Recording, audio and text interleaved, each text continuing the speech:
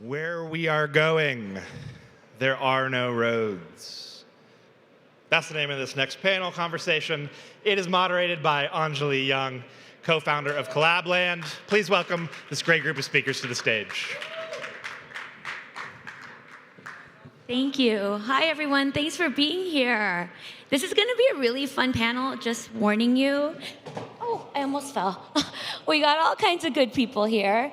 We've got Matt Medved from Now Media. Do you want to tell us a little bit about yourself? Hi, everyone. 1, 2, 1, 2. Yes, yes. GM, how we doing, Denver? Matt Medved, co-founder, CEO, and editor-in-chief of Now Media.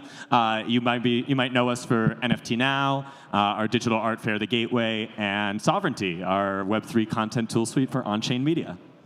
Next, we've got Debbie Soon, who's a writer and an author of a new book that just came out, Digital Mavericks. Yeah, my name is Debbie. I'm the co-founder of an artist community and marketplace called Hug that recently got acquired by the .at domain registry. And I guess, so you can say I'm either unemployed or an exited founder, whichever one works. But I am the author as well of a newly published book that just came out 2 weeks ago called Digital Mavericks. It's a how-to guide for crypto, so probably preaching to the choir, but also shares some incredible stories on how people started coming on chain, including that of Matt, who's on the cover of this book. An honor, an honor. And last, we have James Zhang from Concept Labs. What's up, everyone? Thanks for being here. My name is James Zhang. I'm the CEO founder of Concept Labs. We have 2 products. One is UFC Strike, with the exclusive partner with the UFC on their video NFTs. And second, we have FightFi, like DeFi, GameFi. We're bringing combat sports on-chain. Great to be here. What's up? Any fight fans here? Anybody watch UFC or Karate Combat? All right, y'all are my people who talk. So these are all very accomplished founders, and I'm just really excited to get to hear what they have to say today. And the first thing we're going to talk about is celebrating as a founder. I know I'm a founder. My husband and I have a startup together, Collabland, for those of you that have heard of it. And celebration is tough. It's hard to come by, right? You're spinning a lot of plates. You're always fighting fires. There's always something new. So tell us, do you celebrate? How do you celebrate? What have you celebrated? Anyone can start. I'll start.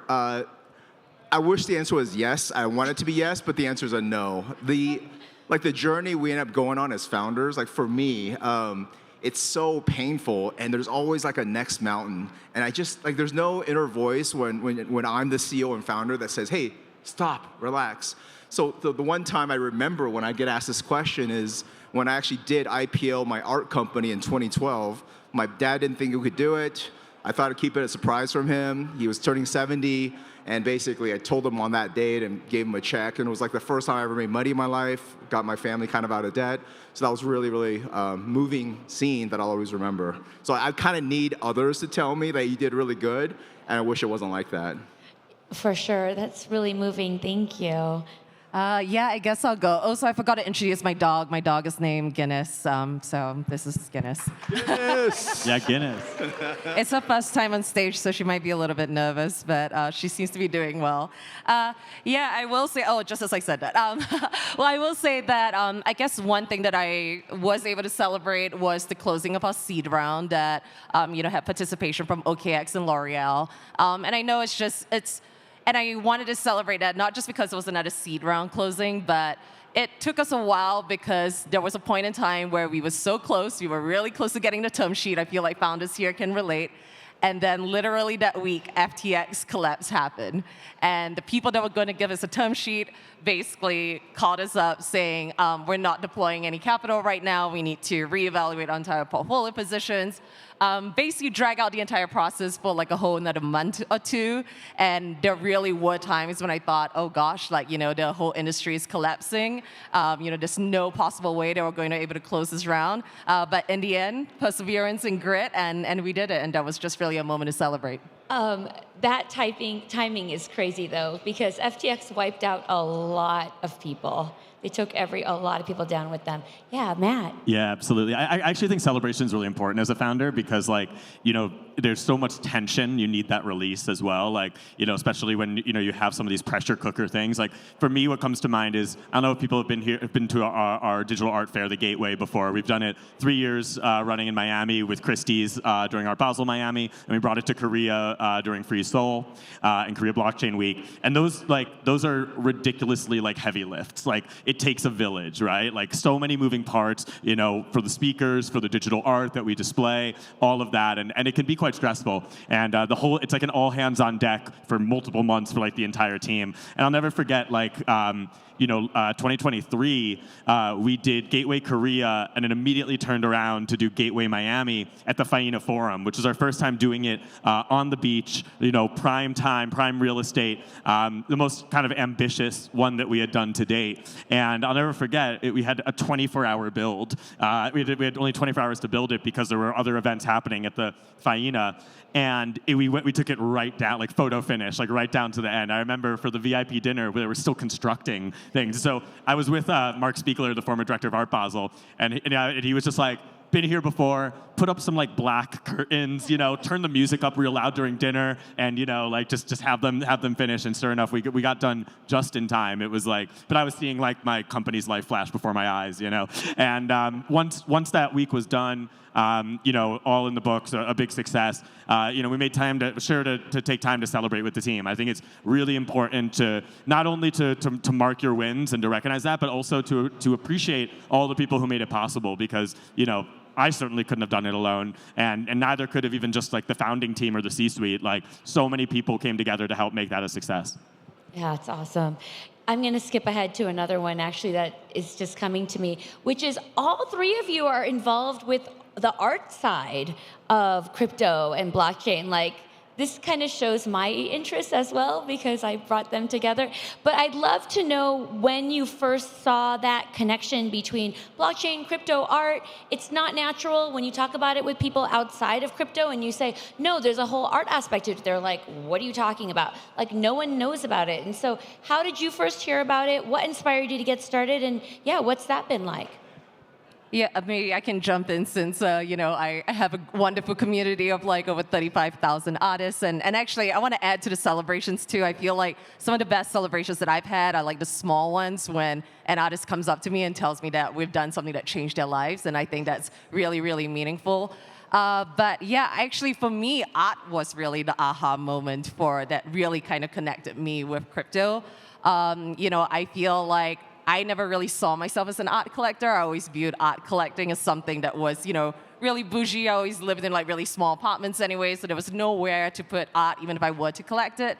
And I think when I discovered crypto art and really seeing how the blockchain could really, bring authenticity and of ownership and provenance to these artists and give them a new avenue to really connect with your audience, but also monetize their work, that really resonated with me. And then I will also say that artists didn't wake up one day because of NFTs or blockchain, and then they were like, oh, I'm an artist today because of blockchain. So, I feel like this has just really been incremental and additive to them. And I know maybe it's not the best, it's not always going to be smooth sailing, but at the very least, it's a new and innovative way for more people to become art appreciators.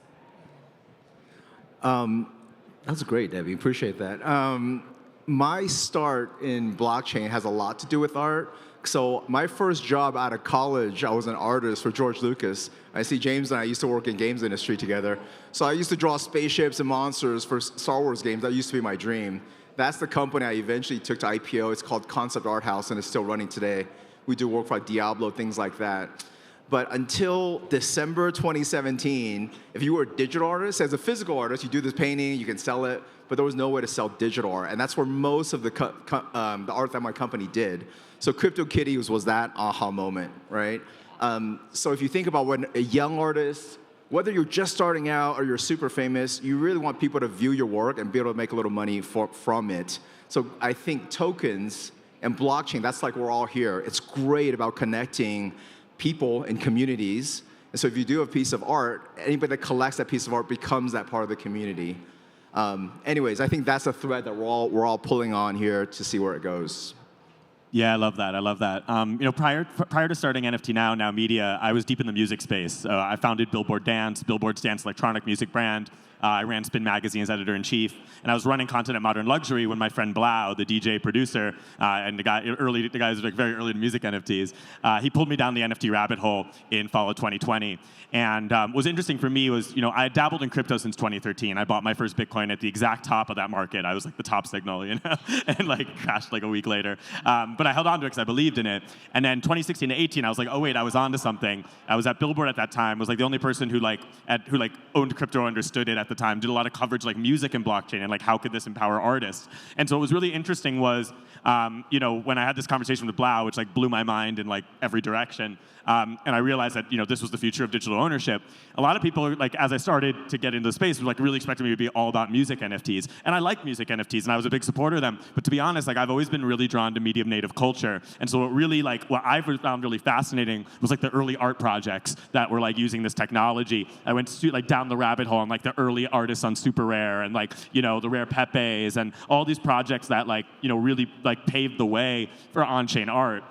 And so for me, I was just amazed to see how digital artists, could be empowered by this technology. For me, that was what made me jump in, because for me, NFTs were kind of that wake-up call of like, okay, this is the technology I believed in for a very long time. It's finally disrupting fields I'm actually passionate about, art, music, culture, in a way that can actually empower artists. Because I'm not a finance guy, I'm a culture guy at the end of the day. And so seeing digital artists able to make a living off their own creative vision instead of client work. Seeing, it's funny, a lot of the top digital artists in the space, I actually knew some of them from the music side of things, but they were just like, they were the visuals guys, right? Like I met Victor Mosquera at Coachella when he was doing Odessa's visuals, and to see him flourish as an artist and, get to sell at Christie's, Sotheby's, all of that. Same with Fuck Render, with guys like Nest Graphics. Like these guys were all they were kind of behind the scenes, and this was an opportunity for them to step into their own, to build collector bases for themselves, and to really like pursue careers on their own creative visions. I found that incredibly inspiring. Debbie, what you said about like artists saying like this changed my life, like that's what really like motivated me. It was like obviously the big sales are all like well and fine. They get the headlines, they get the momentum, all that. But what really excited me was artists being like, I can quit my day job and actually pursue a career now based on the creativity in my head. And I just think that's brilliant. Can I ask a question? A little bit of what Debbie had said earlier, like the celebration is really when someone approaches you and says, oh, what you're doing helped me in some way. And that's kind of the same thing, and I love that. So kind of coming off that a little bit about like relationships and connections, like Debbie, James, and Matt, like how have relationships and connections had an impact on your business and on you personally, and really what impact do you think it has on crypto and what we're doing here? So I'm Singapore born and raised. I moved to the US 4 years ago in the middle of the pandemic. I would consider myself having had a pretty good career in Singapore, but moving from the 18th smallest country in the world to what is obviously a big market in the middle of COVID, not having a single professional connection. And I found myself kind of like, I've had a 10-year career, and yet I still have to somehow find myself starting from scratch. So I would say, yeah, community and network is important, and I built that really through kind of having a practice of almost sliding into somebody's DMs like every single day, if not every single day, every other day, but definitely every week. And sometimes it was really just about introducing myself and seeing how I could build that connections. And I mean, I think every single person here that I've met on this stage has probably been because of a DM that I've been like, hey, I really admire your work, and here's me. You may not know who I am. Totally, absolutely. But here I am. And actually, the fun fact about that seed round that we closed, our lead was actually Digital, whose partner was O'Shiny. I don't know if some of you know O'Shiny. Yep. And I got to know O'Shiny as well, also through a cold DM. And that ended up, after we thought that we were like dead in the water, that relationship ended up being the one that kind of brought everything else together and helped us close that round. So. Yeah. So I think the question is about what kind of connections I've made since getting into blockchain. I think the best answer for me and what we do with UFC Strike, we create these NFT-gated experiences with UFC involved. So we were able to connect. So UFC has like 900 million fans. A lot of them don't really know crypto, but every jersey that the fighters wear says crypto.com. On the other side, you got a lot of crypto people that, I mean, how would you ever meet a famous fighter if that's your favorite passion? So that intersection is where we play. So for 2 years now, every pay-per-view, we do this thing called Champ Cup Lounge. Our top 50, 100 holders come by, meet the fighters, we give out tickets. It's like the best value. And people, I mean, this is in Vegas, so we have people come up to and say, James, tomorrow's my wedding day, but I'm choosing to be here tonight because this is so awesome. Changed my life. I have a ton of those stories, just like what Debbie said about changing an artist's life. That showed me what it can do. But I think NFT is a little depressed. So next up is tokens, I think, at an easier point of access. So trying to stay politically neutral, but just whatever your opinions about Trump coins, there's a reason why the belief in Trump power those tokens. And now mass market, everyone pretty much knows what that is. So I do think this sets off a new way to connect, whether it's memes, whether it's NFTs, whether it's GameFi. And for me, that's what I'm trying to explore with all the fans that care about MMA, combat sports, et cetera.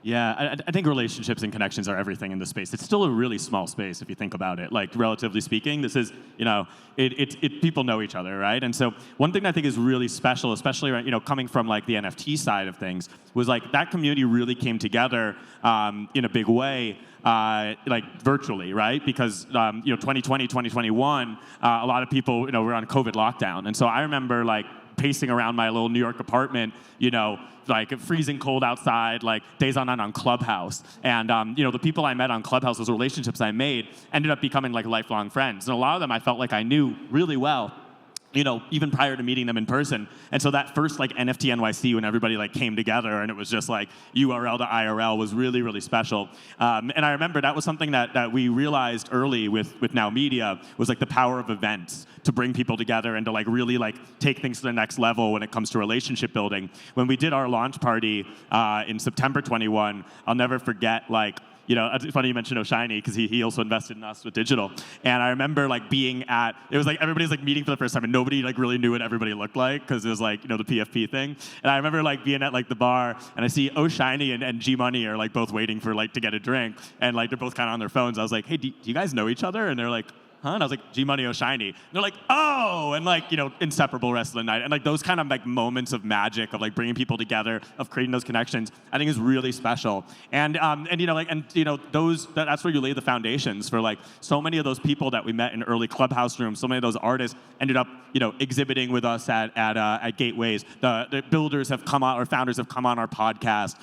You know, they've been a part of what we've done. A lot of like, you know, the investors or the supporters or the partnerships that we've done have come from like in-person relationships, or ones that started digitally and then kind of flourished from there. And so I think it's incredibly important in this space, which is why like kudos to all of you for showing up and coming out here and meeting each other and doing this. Like, I always say, like, you can fake a lot of things, but you can't fake showing up. And Web3 is a place that rewards people who show up. Absolutely, I love that. A lot of it is that, again, it's a small industry, especially as founders. When I meet another founder, there's just like this instant look in each other's eyes where you're like, I know you've gone through hell and back, and maybe you're still in hell and maybe you're back, but everyone remembers where they were, and this is what matters. This is why we're here. Also, communities and relationships, just quickly, like I met all of you online and knew you probably for a very long time before I even met you in person. And even now when you meet people, you see like yesterday, Punkar has it says Punkar right on his shirt, because people don't know what he looks like. And so, yeah, that is a little bit of mystery and magic when you think about what we do, where we lead with our PFPs. So I think that's pretty cool. Okay, we've got 5 minutes left. But one of the things I wanted to talk to you about is one piece of advice has had the most impact on you. What made me think of this is like, even when we're talking about celebration, we think about the hard part. And the hard part is, how do you get through the hard part, right? And so what keeps you elevated? What keeps you buoyant? What keeps you hopeful for the very next day? So I know for me, like, obviously, I have a business with my partner of 30 years, and we definitely keep each other buoyant and hopeful. And so I wouldn't say my advice is be a co-founder with your spouse, but it's worked out for us. But for all of you, what has been a piece of advice or something that you carry with you, mantra, anything that really helps you get through the hard times and, yeah, moving forward? How many people are founders here, by the way? Founders? Okay. Yeah, that's a good 30%. All right. I mean, so I would give different advice for founders coming out of college that's never worked anywhere versus somebody who spent 10 years at like Microsoft wants to be a founder. Those are different things. You have different problems to solve. But for me,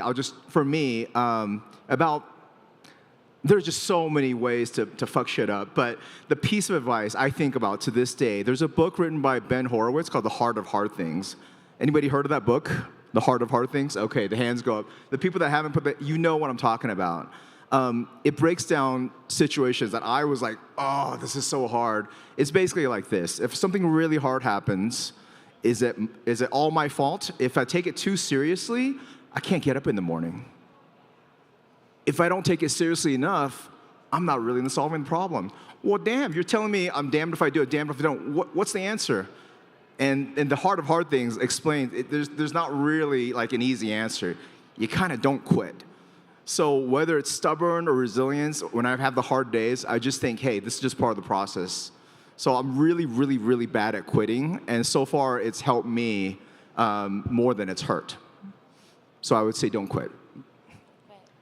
Yeah, I mean, it's always hard to pick just one, right? Like, I mean, the journey's never quite the same, and the highs are really high, the lows are really low. I think, one thing that people also like to say is never as good. Things are never as good as they seem, and things are never as bad as they seem. So I think that's kind of grounding.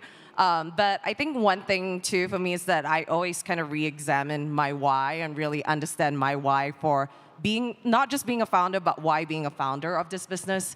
And I think constantly asking yourself if whatever you're building and the problems that you're trying to solve still kind of hold true to that. I think a lot of the times founders get tied to an idea versus really solving the problem itself and hence not pivoting fast enough. And so I would say that's kind of one advice that I would give, like don't fall in love with the idea so much, or don't fall in love with whether it's the idea of the business or the idea of being a founder itself. Don't be so attached to that without really thinking about, at the end of the day, you're building something for people and you're building something that you want to be building something that people want and need. Yeah, I think those are all great things. Two things I think every founder should read: The Hard Thing About Hard Things by Ben Horowitz, and there's an essay called Surviving Crypto Cycles by Fred Ehrsam from Coinbase and Paradigm. And I think it breaks down like the unique challenges, especially the latter, of building in this space, which is incredibly cyclical, boom and bust cycles, highly, highly volatile. And as a founder, you go through these journeys. I think Debbie, what you said about things never being as good or as bad as they are, 100%. Like we grew really fast during the bull market. Starting in January 2021, riding that whole wave, and then when the bear market hit, we had to course correct. We had to make a lot of tough decisions. We had to tighten the belt. We had to part ways with great staff members. And that's always really challenging as a founder. But and we went through some tough and uncertain times. But I think that one of the things that you get from like some of these books is understanding that like you're not alone. A lot of founders have gone through this before. Ben Horowitz has this great chapter in that book called The Struggle, which I probably read like 1,500 times during like the worst of like the bear market. But you recognize and one of the big takeaways there is that there's always a chess move. There's always a chess move. If you can survive. If you can survive, you'll always find a move, and and that move looks different for different people at different times. But you can find a way if you're persistent and if you refuse to give up, which most founders tend to have those qualities, and so that's what I've learned a lot from. Two pieces of advice I live my life according to: stay open, don't force things. I think those have also been like really overarching like guiding principles for me as a founder, and I'd welcome anybody who's coming to this space, like buckle up. It's going to be like a wild ride, and don't get blinded by the lights when the success is on, when the bull market's going and the euphoria is flowing, and also don't succumb to the despair on the timeline when things move the other way. Yeah. Yeah, that's really Right on, good. well Thank said. you, all of you. Okay, we've got 10 seconds left. If you have anything to shill, this is your time to do it. Please do. You've all got a couple of seconds, so. Buy Debbie's book, Buy Digital my book on Mavericks. Amazon. It's called Digital Mavericks. Thank you. And we are Debbie's book. Fight.5. Follow us. We'll give away this belt, airdrops, UFC Strike. Go to nftnow.com. We're the first fully on-chain media company. Every single one of our articles is minted on-chain, currently on Based. We're bringing it to other chains as well via sovereignty, and we believe the future media is on-chain. Amazing. Thank you, and I'm And Anjali Young Collabland. from Collabland, so check us out.